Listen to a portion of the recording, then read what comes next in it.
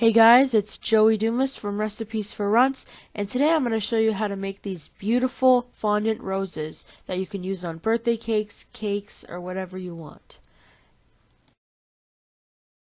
And once again, I probably know what you're thinking. I did not upload a video Thursday because I was really busy, so here it is now, and I might upload another one this Thursday, so let's get to it. So what you're going to need is some plastic rose cutters, some Wilton white fondant, food colors in red, pink, and blue, some extra sheets of parchment or wax paper, a toothpick, and you'll also need some water, a knife, and some powdered sugar for dusting. So let's get to it. So first of all, if your fondant is really hard to work with, I would recommend putting it in the microwave for about 10 seconds to soften it, and it'll be more malleable.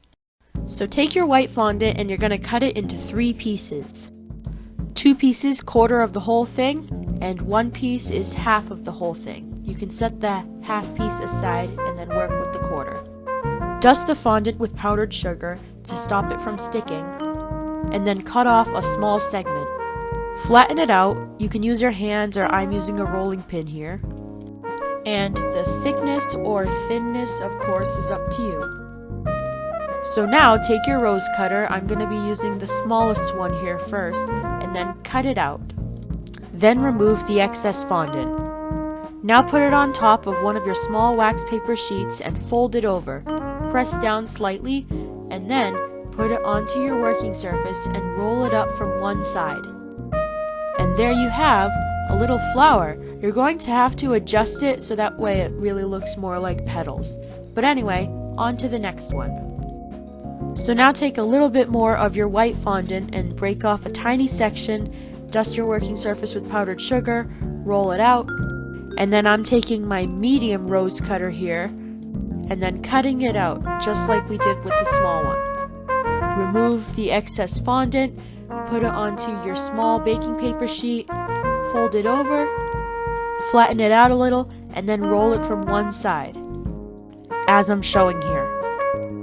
My tip to you would be to stick the last part of the petals onto the flower so that way it's nice and compacted.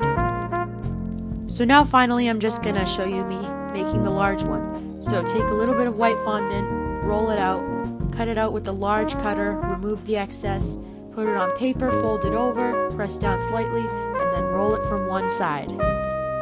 So these fondant flowers are actually going to a wedding convention that I'm making cupcakes for, and I'm going to top my cupcakes with these flowers. Now to make sure that the fondant doesn't absorb the frosting when it's on the cupcake, I'm making them a few days ahead to let them dry. So there are your finished roses, but I'm going to show you some alternatives you can do. I decided to make some of my roses pink, so I'm just kneading the fondant here a little to make it soft, and then making a little opening. And then in order to get the light pink color that I want, I'm going to add 2 drops of pink food coloring to the white fondant. And then continually knead it with your hands until you get a nice and light pink color. And then once it's done, it's supposed to look like this. It's nice and beautiful. So now you're just going to repeat the process that you did for the white ones. Cut off a little bit, flatten it out, roll it out with a rolling pin or your hands, and then cut out the shape. I'm using a small cutter shape here. Remove the excess, and I found that the best way to do this is to dab the bottom part of your folded shape with a little bit of water, so that way the rest will adhere to it. Take it off the paper, roll it up from one side, and there you have your pink rose. So now for this one, I'm going to dye my fondant red to, of course, make red roses. So just continue to knead until the color is nicely kneaded in, and it should look really red and bright like that.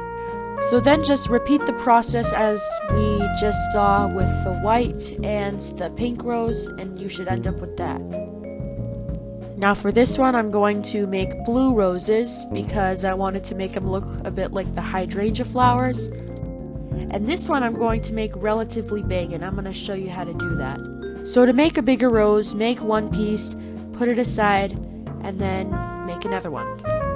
You can probably see that my fondant making processes are a little different because these are the first time I made these, and I'm kind of just living and learning as I go along here. So just make a normal rose, and if you want to make it bigger, take that piece that you set aside and then dab it with water, fold it over, press down slightly, and then don't roll it up.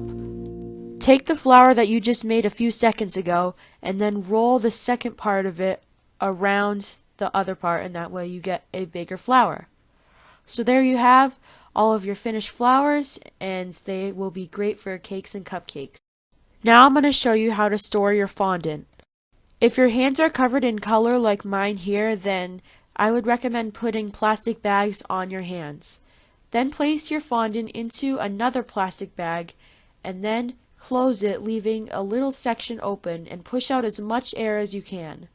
Close the rest of it and then tuck the plastic bag underneath. And then you can store this in a dry or humid place or wherever you want to put it, and it'll stay fresh for a few months. To store the roses, just drape plastic loosely over them and then keep them in a dry place until you're ready to use them. And that's pretty much all there is to it. So thank you all very, very much for watching, and don't forget to click that subscribe button, and I will catch you guys soon.